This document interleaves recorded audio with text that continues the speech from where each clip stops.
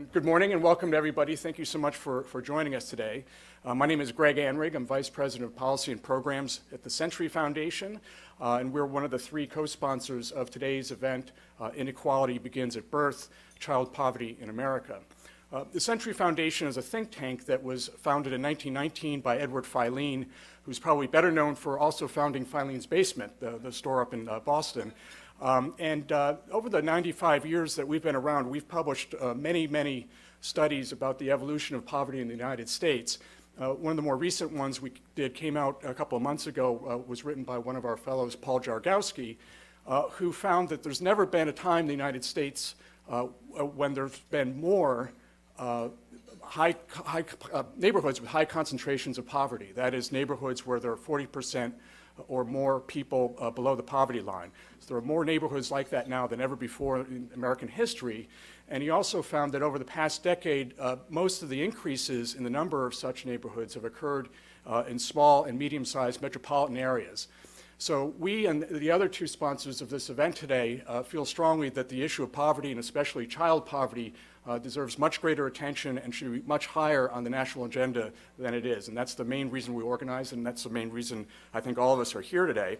The other two co-sponsors of the event who we're pleased to work with, one is the American Academic Pediatric Association, which is dedicated to improving the health and well-being of all children and adolescents by promoting research, advancing a scholarly approach to education, developing innovations in healthcare delivery, advocating for an equitable child health agenda, and fostering leadership and career development of child health professionals.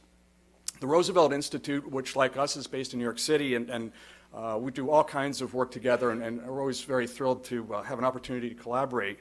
They're a nonprofit organization devoted to carrying forward the legacy and values of Franklin and Eleanor Roosevelt by developing progressive ideas and bold leadership in service of restoring America's promise of opportunity for all. I'd now like to introduce Jeff Madrick. This whole event was conceived by Jeff, and he and his team put together just a super lineup, I think, and just a really powerful agenda and great group of participants. Jeff is a senior fellow at the Century Foundation, and he's the director of the Bernard L. Schwartz Rediscovering Government Initiative. Jeff launched the Rediscovering Government Initiative in 2011 to put forward ambitious, evidence-based ideas for government policies that would reverse the negative outcomes arising from decades of efforts to weaken the public sector. Jeff is also the author of numerous books, including The Age of Greed and The Case for Big Government. He's a regular contributor to the New York Review of Books and has been a leading and prescient critic of the anti-government narrative that dominated public discourse for decades, and really indeed has much to do with perpetuating the problem that we're going to be focusing on today. So I'd like to welcome Jeff Madrick.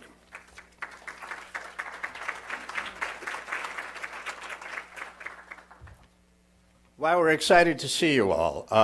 This issue is close to my heart. I can't think of a more important social issue in America than child poverty. And the great irony is that it's among the least discussed of the major social issues we have. How that can be, I don't know. We are the richest nation in the world, and we have among richest nations the highest child poverty rate in the world. 1 out of 4 children 5 years and younger live in poverty in America. What's fascinating is in the last 10 to 15 years, and especially the last few years, evidence has shown how devastating the impact of child poverty is for young people and as they get older. High school dropout rates, poor work performance, a return to poverty, dependency on welfare. But think of the young. Sometimes we forget about that. The young themselves are suffering. They're sometimes hungry.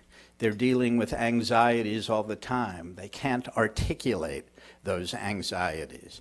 And poverty is not their fault. So we have a few issues here. A very large proportion of youngsters, I mean younger than 5 years old, but by child poverty we mean younger than 16 or 18, suffer, literally suffer, and it has long-term consequences for them. It also hurts the American economy. They do not become adequately constructive workers. So there's a win-win here in dealing with child poverty, and we don't, for some reason, place our attention on it. There are dozens of wonderful advocate groups. We have an extraordinary selection of speakers to talk about a wide range of subjects here.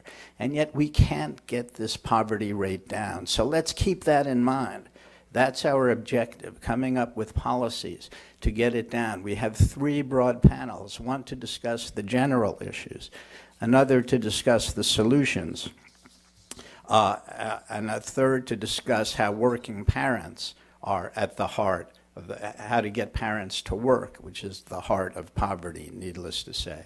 We are not these days a jobs-producing economy, and we've got to start. Again, I think this is of the many social issues. Wow, we've got a few, right? I just looked up the numbers on prison incarceration rates.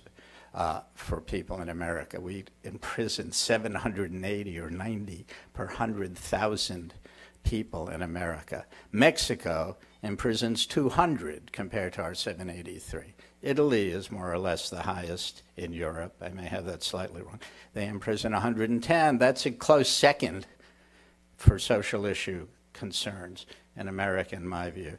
But child poverty, I think, takes the cake. I'm not going to speak very long because I want to get right to our speaker.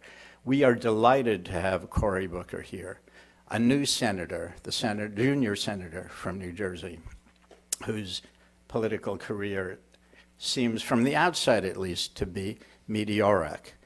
Cory Booker was not a poor young man growing up. He was a somewhat privileged person. His parents were executives at IBM. On the other hand, his parents were civil rights activists, and they bestowed on him a social conscience, which I anticipate in the next 6 years, I guess it is, or almost 6 years, is going to benefit America enormously. Cory Booker went to Stanford, went to Yale Law School. Not all IBM executives get their kids into Stanford and Yale Law School. He was a Rhodes Scholar, but here's the key thing about the senator. He could have, by and large, done anything. He could have defended all those Wall Street guys in a big corporate law firm and be sitting in Southampton today instead of working here in Washington, I suspect more or less 14 hours a day. He could have been running a corporation. He chose to dedicate his life to the public. Now, it's fitting that we had a fire alarm. I guess most of you came after the fire alarm. We were wondering how we're going to reschedule. Senator Booker is known for putting out fires with his bare hands in Newark. He, in fact, his policy advisor was a part-time fireman, Matt, who I think is either with us or not with us. Here's the thing, he was with us earlier. He may have left. He told me I was, there he is, he's waving. He had to give up his firefighting job in order to work in Washington because it occupied some of his time. But let me make one last comment about Senator Booker, because I think it relates to what we're doing here. I find when I read the literature about child poverty and poverty in general, there is a patronizing attitude often. Maybe especially, and forgive me you scholars out there, but maybe especially among scholars, and maybe in America more than most other places. There's a tendency, even when we know better, to blame the poor for being poor, and to think as a consequence they themselves have no agency, no ability to raise themselves out of poverty. We don't talk enough to poor people, and we sure don't talk enough to poor children. That's beginning to change, but most of the scholarship I see that's effective in that regard is coming out of Britain and Europe. I think it's changing in America, and I think the panelists today are going to direct that issue head on. That's how we chose our panelists. And while I'm at it, let me thank Nell Abernathy of the Roosevelt Institute for doing such a good job at putting these panelists together. All you panelists have spoken with her, probably more than once, probably more than you wanted to. Thanks, Nell, wherever you are. In any case, Senator Booker is a man who deals with poor people. He talks to them. He has sympathy with them. He knows their people. I personally, and I think we all are delighted, he is making child poverty a major issue for himself and probably poverty and jobs in general. He's going to talk to us a little bit about his views, about what's possible in America, what he's discovering, I hope, in Washington. We're going to give him free rein to go on and on and on if he chooses to. I know he has a busy schedule. Again, delighted that Senator Booker, former mayor of Newark, now senator from New Jersey, is here with us. Senator, thank you.